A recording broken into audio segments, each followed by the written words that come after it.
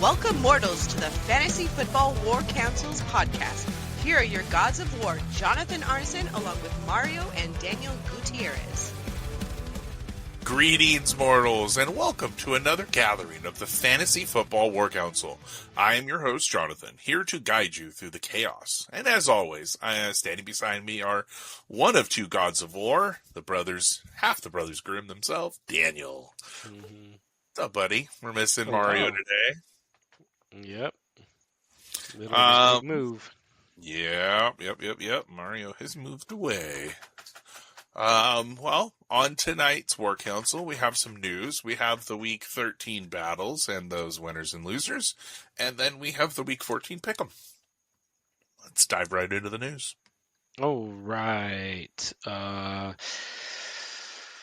The Broncos have signed kicker Will Lutz to a 3-year, $16.1 million extension that includes $9 million guaranteed and a $5.2 million signing bonus. The extension will pay Lutz an average salary of $5.3667 million per year. Lutz now becomes one of the NFL's highest paid kickers, and Sean Payton continues to have his man kicking the ball. I mean, kickers are people too. We preach that all the time. So, yeah. Did you see the clip of Quentin Williams in Dallas? No. Oh my gosh, he's on the sideline talking to one of the other defensive players, and it was before halftime, and they're driving to try to kick a field goal before halftime, and he's like, what are we doing right now? And the guy's like, we're trying to get in field goal range. Like, we're almost in field goal range. We're only like 10 yards away from field goal range. And he's like, what? Like we have the opportunity to do that? And the guy's like, yeah. Like, our kicker, we had a good kicker. Our kicker could nail it from like 60. And he's like, your kicker can nail it like 60. It's like, yeah, he's like money. Like you don't have to worry about him like missing or anything. And the guy's like, no, like, we got a really good kicker. And he's like, oh, maybe that's why he's got the X factor in Madden, and he's like, man, I'm still getting used to this. It's not a good team. Yeah. Kickers are important, even though people talk trash about them all the time, man. Oh, very much. Most franchises' highest scoring player in franchise history are the best kicker that they've had. Like Janikowski. It's just points. Yeah, it's the kicker that's been around a long time, and you could be a big boy, be a kicker still. You don't have to.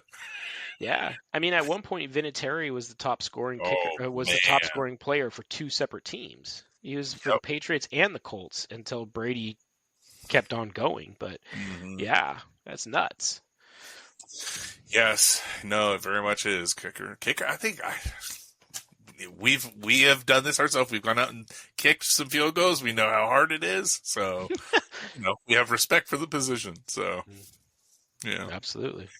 All right, Ravens tight end Mark Andrews agrees to two terms on a 3-year, $39.3 million extension. Man, all these money.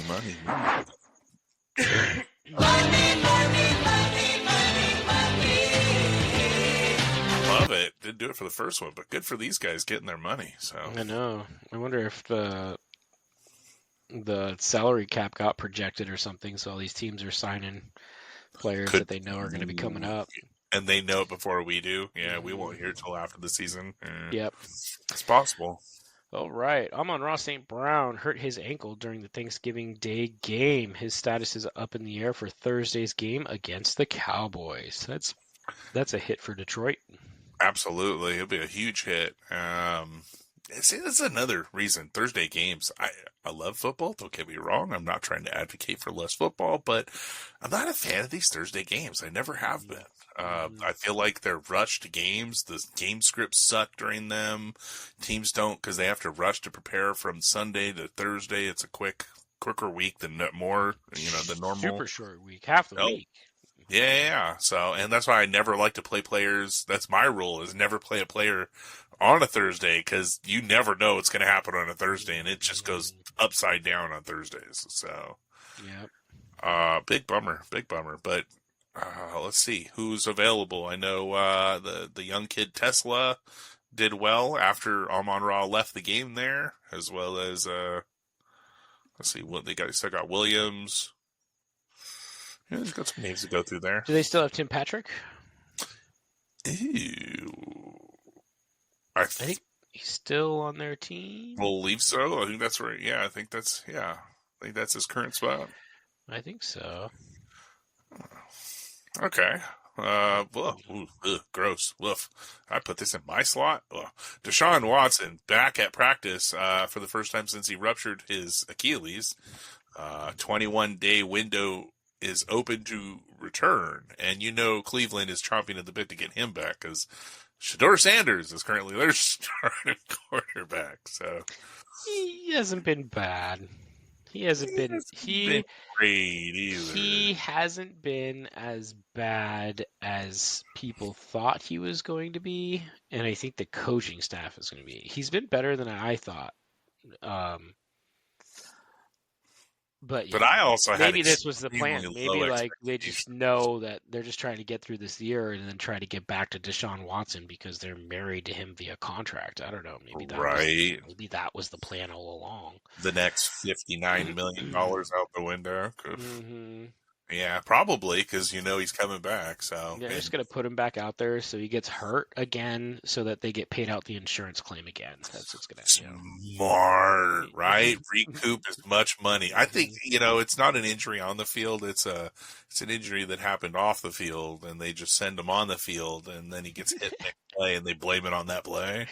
They just give the line their own targeting bonus on their own quarterback there.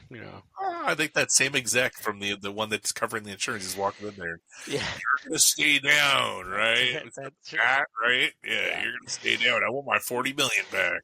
That's right. You're gonna let T.J. Watt come full speed off the edge, right? Yeah. Wink at him. It's about it. Yeah. You hope your feet are in the chalk, TJ. Now's the time. Running verts all the way, and the O-line going, "Olay!" Oh man, TJ Watt, six sack day. Yeah. All right, some good Buccaneers news. Mike Evans and Jalen McMillan return to practice. McMillan has been put on the 21-day window to be coming off of IR, but they do think that he'll be starting before the season ends and into the playoffs if they do make it that far. And Mike Evans is expected to be back at the end of December, I think they said. So yeah, good. It's getting nice. Our strong receiver core back. Yeah, right. Everyone, even the defense is getting healthy. Bucky's getting back healthy. Yeah, we're already sitting on the top of the division, so. The Panthers have been playing really good football. Yeah, the last few weeks. They are a threat. Mm-hmm. For sure. Absolutely. Adam Thielen asked for his release and was given it. He was picked off of waivers by the Steelers, who also grabbed Darius Slay off of waivers as well. Steelers having a day with the waiver wire.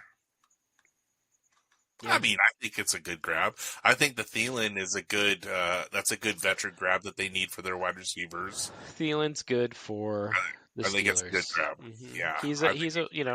He's the wide receiver 4 in Minnesota, but he'll be the wide receiver 2 at the Steelers.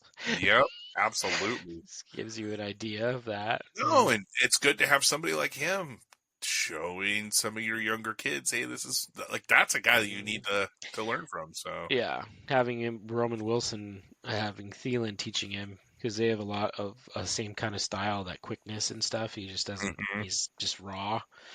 And Darius Slay's good for corner depth. I think secondary Slay still has some in the tank. I think he's still. Mm-hmm. I think for that. I think that's a good addition. So. All right, and the Colts waive Michael Badgley after a missed PAT kick. Ouch. Yeah, well, sometimes kickers aren't people too. So. Kickers are important. Oh, they very much are. Yeah. So, and then finally, Justin Herbert broke his non-throwing hand and had surgery this last few days ago. Herbert is assuring that he will be probably able to play for Monday Night Football versus hosting the Eagles. Yeah, I know, right? Rush your quarterback back. Trey Lance has been practicing as the QB1 in practice and is ready to step up if Herbert is not ready. Yeah, I wouldn't want to hurt Herbert. Mm-mm. I mean, they're going to have him on. It's a non-throwing hand, but still, like, they're going to cast him up. He's going to be in one of those mitts. Did you see him in the game? No. Yeah, he's like running around like this, and like he's getting hit, and he's like putting his arm out like up high, and his hand like away from players and stuff. It was like, oh, should you be out there, dude? Yeah. Like, hey, good for him for trying to stay out there, but yeah. They went to they went to shotgun only, you know. Yeah. And he's like give him as much time. Catching it with one arm. It was bad. I felt bad. I didn't get a jersey to my cousin in time. She asked me, was it Thanksgiving? She wanted to borrow a jersey because she's a Chargers fan, and she went to the game this weekend. So nice. Gotta have to like buy her a jersey or something just so she has one. So, all right, let's jump into our battles. We got 7 for the night. So this week's pilgrimage to Ananke's Temple of BDSM did not go according to plan. Instead of Robbie cracking the whip, Varathrakhna's vengeance stormed the temple, kicked down the door, and burned the place to the ground. Final score was 255.64 to 145.74. What was with this week's scoring, by the way? Jesus, right? I disapprove. Yeah, well, you were one of them, so that's not just a beating. That's 109.9 point humiliation. Yes, 109.9. A landslide so brutal you could file it as a natural disaster. Ollie showed up as the Dom of the week, and Robbie, he got put over there, and up there, in positions OSHA definitely does not approve of. This wasn't a loss. This was a grade A domination session from the league's resident accountant, and not a terrible Ben Affleck movie. I mean the scary kind of accountant, the kind who calls the rich and powerful and says, we have a problem, and you're going to do what I say. And this week, he called all of Robbie's players and said, don't play. And they, like obedient little W-2s, did that. Robbie was left bound and gagged. Bo Nix, 18 points. That's actually his consistent number, I've noticed. Trey Henderson, 14.3, brought back down to earth. Amon-Ra left the game, but before he left the game, he baked a beautiful donut. Pastry chef of performance. And Trey McBride, 27 points. This was the only bright spot on Robbie's offense. That's it. Everything else, rope, gag, silence, left unsatisfied, unattended, and unperformed. Somehow, he still was not the banished one. Look at that. All these lineup didn't just show up. They executed a full-scale hostile takeover. Even with Cam Ward and his 6 points. Yeah, that's pretty bad, right? But Bijan Robinson, 36.9, running like he had a personal vendetta. Puka Nacua looked like the forgotten man out there, but he was still thrown. 11.7 points. Dalton Schultz had 17, and Javonte Williams looked like an RB1 out there. Look at that. Would you believe it? 19.9. But the true executioner, the man who turned this beating into a crime scene, Earl Jones, with 49.55 points. A defensive thermonuclear blast that vaporized Rob's chances. Ollie marched in, kicked over the candles, and scattered the incense. Left Rob tied up at the altar like a sacrifice to the gods that they did not want. Congratulations, Ollie. This was a domination in its purest form. Rob, try harder, because you suck, and there's no participation trophies. Excuse me. 2 teams that are possibly playoff bound, but I mean, not for long when you put up those performances. Oh, you know, that's been the story of this whole year, though. It's been so inconsistent. Like Mario was saying this last week, and he said it perfect. my team could do it all. In 1 week, it's highest scoring conqueror of the week, and next it's the banished one. So I literally went through that. anywhere Right, in between. right. I Yeah, literally went from the highest we scoring all team have. of the week Yeah. to the lowest Yep. scoring team this week. Yep. I think you were like 3 weeks ago. Oh, Yep. We've Yep. all done it. No, Yep. it's been odd. I think we had 2 hosts win this week. So oh, yeah. I'm the odd man wasn't out. wasn't just a one host week. Yeah. It wasn't just a Well, one host week. We had 2 hosts win this week. So it's still an odd week. I say it with 3 games over 100 points difference. Yeah. dude, yeah. That's yes, listeners. This game was 106 points apart, and yet still not the biggest blowout of the week. We'll get to that below, but in the scorched lands of our fantasy realm, where champions are forged and egos perish like brittle reeds, a mighty clash unfolded. Plague of Anubis versus Hercules' huge sock. The final score etched into obsidian tablet and probably tattooed onto Hercules' shame. Plague of Anubis, 214.96. Hercules' huge sock, 198.95. Anubis unleashed devastation worthy of his namesake. DeAndre Swift, 26 points. RJ Harvey, 23.9 points. And Minnesota defense, 26.45 points. But the true jewel, the crown of chaos, was the Legion of IDP Warriors. Knight with 19.95. Franklin with 18. White with 16. And Winters with 9. But still, a defensive phalanx delivering punishment so severe that Hercules' legendary sock could not absorb it. Meanwhile, Hercules' huge sock fought valiantly.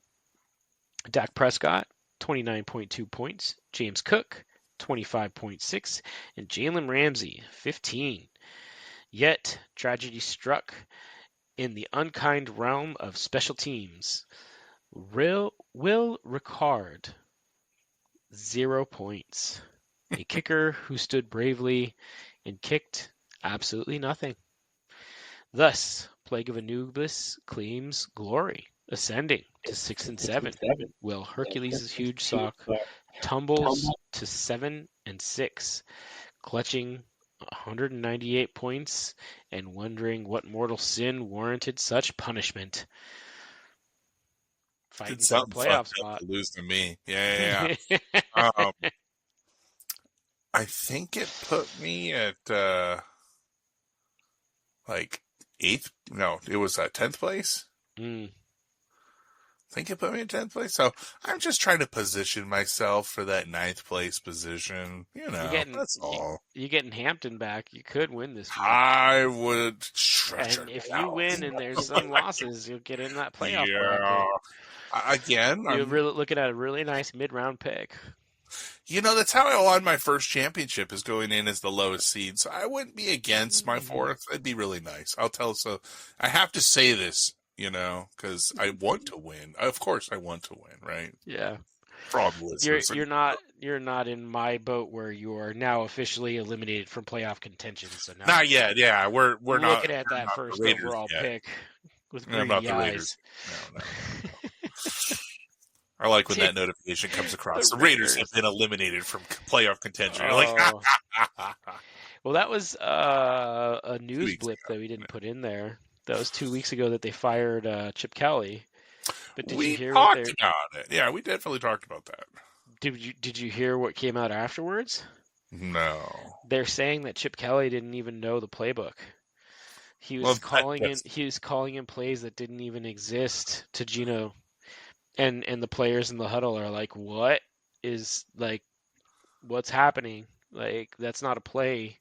Those aren't combinations of things that we could actually put together to make a viable play. So Gino's in there just trying to, like, make sense of what Chip Kelly's calling in, and Chip Kelly's not even calling in things that the players even know about. And so they're like, yeah, he just robbed Las Vegas for $3 million because he gets that no matter what. That was what was guaranteed in his contract. Yeah. Now he got $3 million, you know. I So, mean, I've never liked Chip Kelly, and when dude, they hired him, I didn't think it was a good hiring. I know that I was yeah, told otherwise by Mario, but yes, I don't like Chip Kelly. it was a players podcast, and they were talking about it, and they were ripping him apart, and they were Damn. and then this was before they came out this week and like had a really good offensive performance, and Brock Bowers was doing good, and the offensive line was playing better, and they shuffled things up, and like they look like a viable team at this point. First game without Callie there.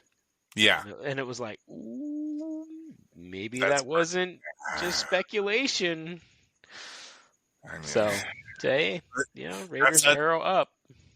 That's under your head coach. Yeah, that's under your coach's nose. He's not watching and paying attention to his coordinators. What are you doing? Yeah, well, again, who's speaking up? Who's saying this is bullshit? Like, is Gino coming to Pete Carroll and being like, this is absolute dog shit, what's happening right now? Like... See what Carroll does about it. Yeah. Well, you fired him, but we'll see. Well, I mean, yeah, let's see how it recovers after that. Yeah, exactly. Especially if that's what's going on. You are not. If you don't even know the playbook and you're just calling fucking what, like Madden plays? The offensive coordinator. The offensive coordinator didn't study past camp playbook, during the middle of the year. Didn't expand. So bad. It's so bad. I So don't even bad. know what to say to that. Yeah, I don't even know what to say. We could do better. As the War Council, we are putting in our resume. We could be a head coach somewhere. Absolutely. So bad. Okay. In this next battle of Titans, we had the first place team versus the second place team. Saving Ryan's Privates taking on the victorious Valkyries, and the Valkyries came out on top. 200.44 to 165.12, a 35.32 point victory that felt like 109 points given the stakes. Toppling the number one team is massive, and Chas did it without peak Lamar Jackson, who stumbled in with a mortal 9.24, which seems his weekly normal at this point. Dude. But Jonathan Taylor carried the banner with 20.8, and Shamir Dikey stayed fantasy relevant with his 13.8. And the tight end duo of Jawan Johnson and Tyler Warren, putting up 12.4 and 11.9, kept the wheels turning. Jason Myers, the number one kicker in the league, blasted 23 points. Kickers are people too. And her defense smashed all the way through. Jags defense with 32.6, plus Drew Phillips, Tyson Campbell, and Zach Baum delivering 12, 17, and 11. This team kicked ass, front to back. Meanwhile, the former first-place squad had his lowest score of the season, revealing a chink in his armor, Oronde Gadsden, putting up a weak 4.8. The Cleveland defense waddling in with 9.8, and three defenders dropping single digits, while Alex Singleton's 19 points, Jacoby Myers' 20, and Jake Ferguson's 14 all sat unused on his bench. Those moves might have made it close, but they weren't getting him over the line. Congratulations on a huge victory, Chas. Rob, why couldn't you drop this score last week when I played you? Yeah. When you watch the 10-2 team drop a game at 165, you're like, I would have beat you last week. Yeah. Right. I mean, shit. When I played him, I was like, well, why didn't you just score like 230 points? I would have beaten you. Well, you were in your phase of scoring really high and then losing. Dude. Scored just that much more than you. So I scored. When him and I went against each other, I think I scored like 230, and he was like 260s, and I was just like, what? Why? Why you gotta hurt me? Who hurt you? Who hurt you? Yeah. Who hurt you? And why'd you hurt me? Yeah. Hurt your family. That's who hurts you the most. It's usually it's the Uh, ones closest to you. So yeah, everybody's hurt me this year in this league. So, all right. In the chronicles of our fantasy league, a battle unfolded so lopsided, so spectacularly cruel that even the gods turned away and whispered, "Bro, chill." For on this fateful week, I'm an Aztec warrior marched into combat only to be absolutely obliterated by Smitey Mighty Bastons. The final tally, carved into the stone of eternal humiliation. Aztec warrior, 131.1 points. oof. Smitey Mighty Bastons, 256.38 points. A 125-point beatdown so severe the league's historians have already classified it as Massacre of the Week. And because fate enjoys overkill, it also crowns Bastons as Conqueror of the Week for having the highest score in the league. Makes it easy, right? Right, yeah. Let us honor the victors first. For Smitey Mighty Bastons unleashed an onslaught. Seattle defense 42.6 points. Max Crosby 27 points. Brock Bowers 23.3. Manungai hitting his stride 25.9. May 27.18. And even Keaton Mitchell with 20.1 rising from fantasy obscurity. And this is exactly Drake why May doing Drake May. Drake May being Drake May. Drake May. Drake May. Drake May, yeah. Drake May. Drake May. But we do punt return, kick return, which is why Mitchell's doing so well. Dude, I like when you can get a receiver. I love players that do both. You gotta have both. Good. He's the backup running back over there, and if he goes down, if the king goes down, Mitchell is slated for a lot. Everywhere you look, points, a flood, a tidal wave, a statistical plague rivaling the wrath of ancient deities. And across the battlefield, I'm an Aztec warrior, fought bravely, yes, but found themselves outmatched, outscored, and possibly questioning the meaning of life.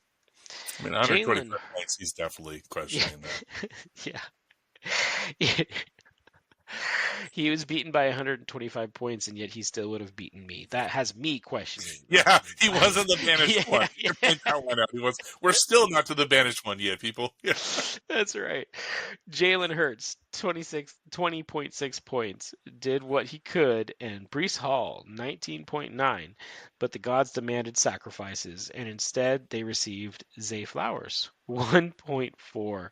A floral offering wilted before kickoff. The bench provided little salvation, save for Deebo Samuel at 20.9 points. It wouldn't have made a difference. This clash shall be remembered not as a duel, but as a public execution. The Aztec Warriors falls to 7-6, their obsidian blade dulled. Smitey Mighty Bastons rises to 5-8. Still, both teams out of playoff contention. Muddling, right? Yeah. Still, that's 256 points. That's a team to fight against in the consolation bracket. Consolation bracket. Mm-hmm. Yeah. Yeah. It's not going to be easy to go for that first pick, but boys are going to feel really good when one of us gets it. The fates are cruel. There will be at least 3 teams that are in the top half of scoring in the league that are going to be in the consolation bracket. I was looking at that this week. Mm-hmm. I just throwing it out there just because it seems to be that kind of fucking year. What if Richard got first pick? The 2 and 10 wins it and goes into the because you just need 3 wins at the right time. Boom, boom, boom, and you go. Yep. Oh man, whew. Yeah, it'll be something. So, mm-hmm. All right. Well, let's dive in. In our next battle, we continue our search for Arjuna's warriors. Speaking of Richard, his elusive third win. And this week was definitely not it. As Owl Formation must have binge-watched the Mighty Ducks, it came flying in the V Formation, and it knocked Richard down another peg, winning 214.51 to 211.54. In our closest battle of the week at just 2.97 points, making Richard once again the reluctant recipient of the Spartan Shield. Back-to-back, by the way. Both squads crushed it with 200-plus points, but this one came down to the very last scoring play. Jordan Love exploded for Allen with 37.76 points, while Justin Herbert managed only 17.44 before leaving, with his hand. So With one hand. Yeah. And I guarantee he's staring at his bench, wondering why he didn't start either of his backups, Jacoby Brissett or Joe Burrow, the comeback kid, both of whom put up 24 points, which would have given him the win, right? When the margin is 2.9, you spend the next week muttering, if I just played this guy, but all you could do is hold your head up and look forward. I know. It's the personal feelings that I feel. I put myself into this one. It's how I feel when I lose. Richard falls to 2-11, and at 14th place, while Allen soars to 6-7, and now sits at 8th place. Man, he's in this. Hold that spot, and you might sneak into the playoffs. Allen, congratulations on the win. And Richard, don't give up. Man, that bad luck streak has to break at some point. Yeah, no, we all know exactly how he feels. We've been there. I've had pancakes with that fucking feeling, so I fully feel it. Yeah, Richard, keep your head up, buddy, and you will get through this. Just gonna have some cups of water thrown at you, quite possibly. So. Yeah, possibly, probably. We'll see. Yeah, probably, definitely. If my luck holds, it'll be me. I'll be bringing a bathing suit to the If one of us gets it, I don't want it because I got it last year. I do not want to be the back-to-back guy. I cannot do it. I don't want that damn trophy again. I got rid of it. Someone else has it right now. All right. In the next one, across the frozen rim of the fantasy cosmos, where shattered comets drift like ancient bones and forgotten gods whisper through solar winds, a war raged. Two banners rose over the icy plains. Kuiper Belt soldiers, 5 and 8, clinging to life. Barely. The Hail Marys, 7 and 6, charging forward in glory. Caleb Williams came first for the Hail Marys. He scraped together 16.46 points, completing 17 of 36 attempts. Saquon Barkley gave only 8.7. Not even Devon Achane, his historic Javon Achan's heroic 26.3 points, nor Jameson Williams' 26.10, nor Kelsey's 18.5 could lift them above the tide. Their IDPs swung axes and spears, but many struck only the cold wind. Barton brought only 2 tackles. Ouch. And their kicker, Aubrey, hit true 14 points. His arrows were not enough to stop the doom approaching. The Hail Marys finished with 191.76. Somewhere in the star-frosted dark, the soldiers stirred. Sam Darnold contributed a shameful 1.12 points.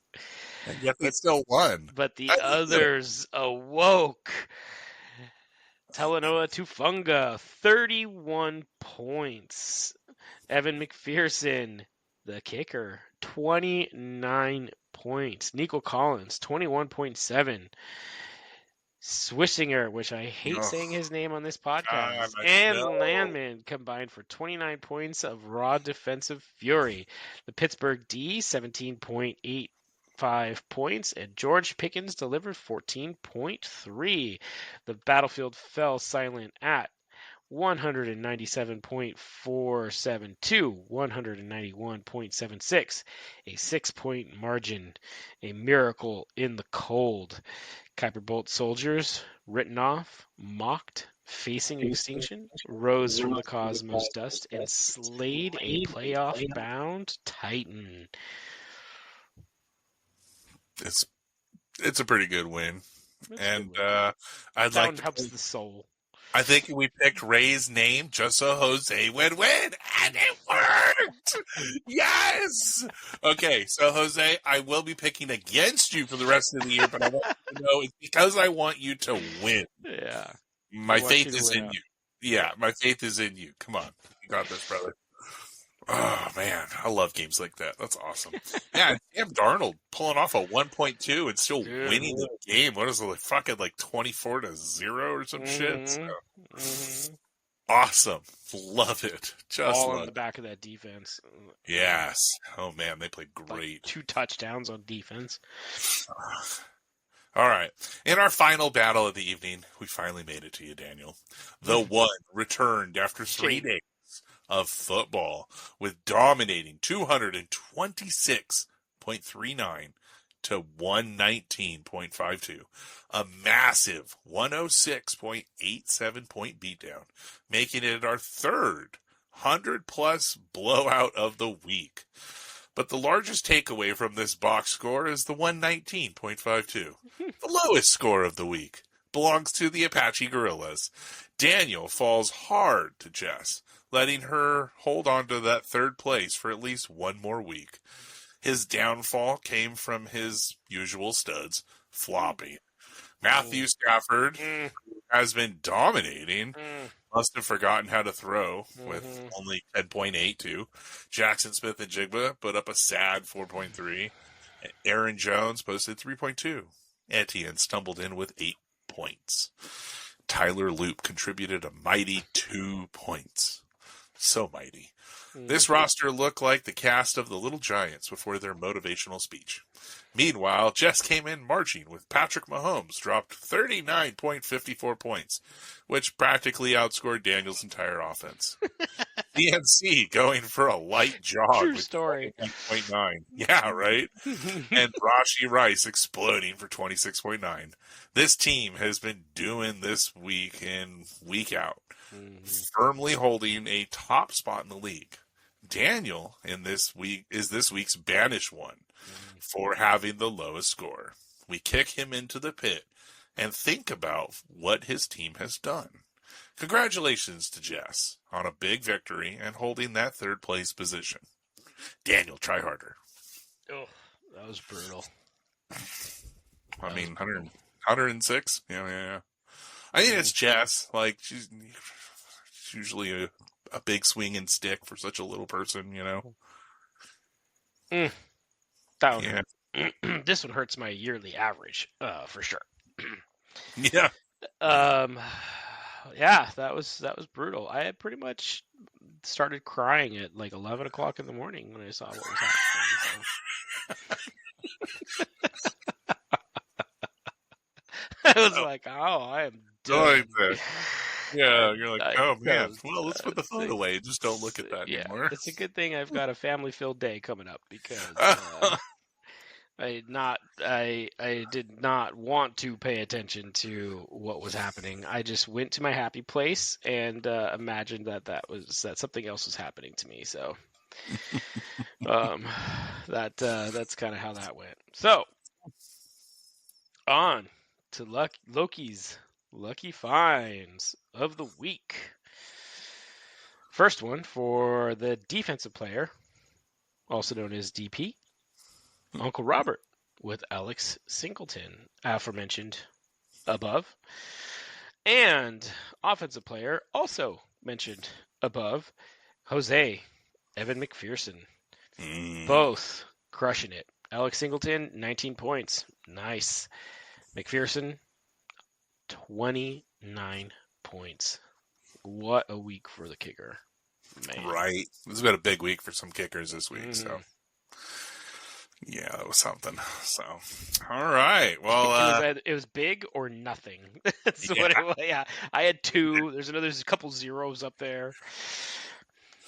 All right, I have to admit, I was absolutely terrible as I wrote in this. I didn't write in our picks for last week, so I don't know who won or who did what in last week's pick'em. But we will do our best in this week's pick'em to make some good matches, and I'll get the number for next week, so we have a good total. But hey, our first battle, and it's you versus me. We got our host versus host battle: Plague of Anubis versus the Apache Gorillas. And I see what you did there. I see you going your magic. I'm going to go my magic, and I'm going to pick my stuff. That's good. Yeah. Yeah. Clean sweep. Clean sweep. Clean sweep. Okay. Jose is next. We have Kuiper Belt Soldiers versus the Nanke's Temple of BDSM. He's playing Robbie. And I'm going to type in Robbie, but we all know who we want to win there. Jose. Yes. But we have to do it just for magic's sake, right? Yeah. This is where I went different. I see that. Smitey Mighty Bosstones versus the Hail Marys. Well, we differ in every, even though you pick Mighty in the first one here, we know you don't want me to win. It's like what I'm doing with Jose and Robbie here in the bottom. So, we know. Yeah. Well, I've been doing so bad at pick'ems this year. I'm trying a new strategy this week, and instead of overthinking it, I'm just sticking with that strategy. And let's see what happens. Just pick the favorite, right? Yeah, it's not a bad idea. Not quite. No? So I'm going, I think I picked Mario on this one. Well, I mean, I did pick Mario. Mario's been playing really well the last couple of weeks, and Ray hasn't been playing well the last few weeks. And I was going to type Mario's name in also. Yeah. The projection is brutal, but... yeah, but I don't take a lot of stock in the projections. That's right. Especially this year. Oh, man, it's been awful. Because I know, I'm like, oh, yeah, look at that. I'm going to beat your Uncle Rob. And then I'm the lowest scoring team of the week. So... I don't follow much of the projections. I'll just say. Yeah. Yep. So we both go Mario. Mario. Yeah. All right. Next one, Varathragna's Vengeance, Ali versus Arjuna's Warriors, Uncle Richard. I went with the Vengeance. I can't do it. I was going to type Ollie's name in. I started to type Ollie's name in. I saw that. I can't do it. It's just so gross. I saw it go, no. Yeah. It's a slowly typed in and click, back out. No. Richard, we're going Richard for his third win. He's got it. He's got it in the book. Come on, Richard. You got this. Beat Ollie. Woo, woo, woo, woo, woo. In all honesty, it's probably Ollie here. Let's be honest. Yeah, he's 8-5. He's making his playoff push. He's got luck on his side. Luck and his cronies closing people's accounts. Yeah, when people don't see their money, they're like, hey, something's wrong. So that's right. His army of interns managing his team. His army of interns. He's got somebody watching his teams, right? Yeah, that's right. I believe. You want to eat or not? I believe. Hey, he's a mean boss. Give me that waiver. I remember him back at 31 Flavors. What a mean boss. He's president business. President.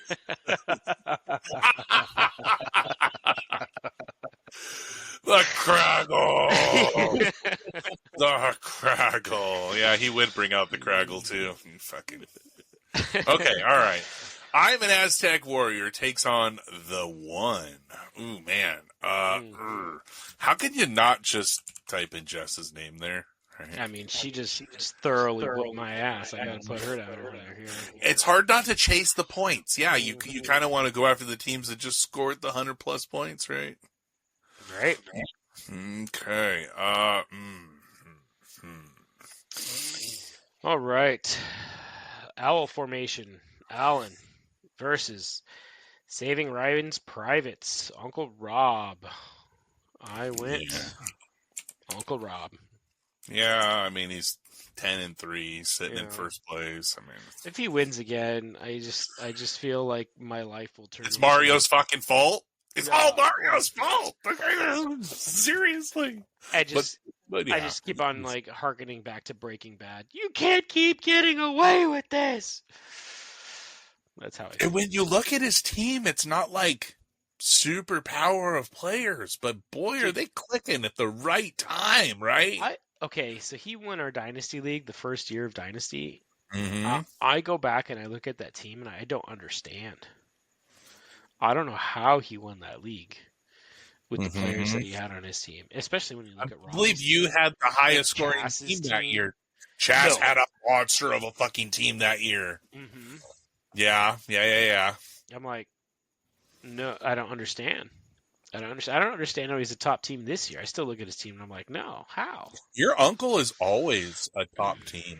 He is on it. He's on waivers. Puts in that work. Puts in the time. He puts in the time. He puts in the work. I give him the credit. He's always in the top 5 when it was a 10-man. So yeah. Well, him and Vince both won the league the first years that they were. Oh, I don't even want to talk about Vince's win because that was the Chuba. Yeah, that was Chuba, man. And I didn't drop Chuba week 2, and he got him. Like, he would not have won that. I did the math. I did the numbers. He would not have won. That would have been my championship. Oh, Vince. Oh, yeah. Rant over. But, that was a hand, dude. That's kind of like this year with your uncle, with the trade with your brother. Vince was handed that. No joke, because I made a fuck up. I made a boo-boo. I did a boo-boo. And Mario did a boo-boo. And it's given your uncle like this amazing team that we just. I need to see him go out first leg of the playoffs. I need to see him pull a Martin. And it would make me feel really good if I was in the playoffs. Because if he's still in it after the first week, like no one's winning it. We'll make it to that point. Yeah, he falls out first week. I have a new hope on life that I think I can actually win this league in the future. Yeah, no. If I make it in, If you make it in, If I make it in, absolutely. If he drops out first week, I think whoever's in it has a chance. That's just hope. Yeah, hope. Okay. Speaking of Hercules Huge Sock, Hercules Huge Sock faces off against the victorious Valkyries. 7-6 versus 9-4. Gotta go Chaz. Yeah, I'd Chaz, even with the projection being heavily in his side. Yeah. Yep, agreed. I do too. So, all right. Awesome. Well, thanks for marching with us. Tune in next week to witness who conquers who claims the glory, and who is cast down and banished into the pit. It will only be me. So know that it will be a shorter episode, and I'm all alone. My co-hosts are venturing away to visit Mario. So, Daniel is visiting his brother, and so it'll be fun. Another chapter etched into the halls of Valhalla. Until next time, stand ready, mortals. The gods have spoken. In